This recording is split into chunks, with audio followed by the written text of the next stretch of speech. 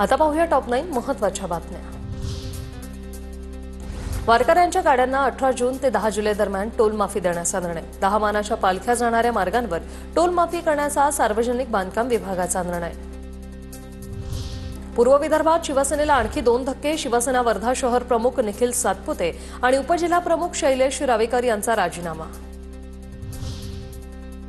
अहमदाबाद विमान दुर्घटनाग्रस्त माजी मुख्यमंत्री विजय रुपाणींचं पार्थिव कुटुंबाला सुपूर्द। राजकोटमध्ये अंत्यसंस्कार। अमित शहांसह गुजरातचे मुख्यमंत्री आणि राज्यपालही अंत्यदर्शनासाठी उपस्थित।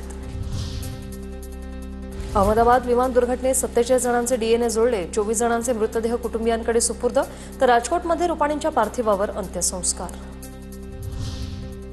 नाशिकच्या सटाण्यात शाळेच्या पहिल्या दिवशी विद्यार्थ्यांऐवजी शिक्षकांचीच गैरहजेरी।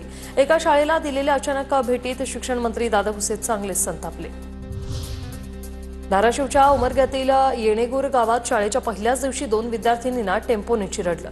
दोन्ही मुलींवर शासकीय रुग्णालयात उपचार सुरू। संतप्त ग्रामस्थांकडून मुंबई हैदराबाद महामार्गावर चक्काजाम। पुणे महानगरपालिकेच्या महर्षी अण्णासाहेब शिंदे शाळेत मोठ्या उत्साहात प्रवेशोत्सव।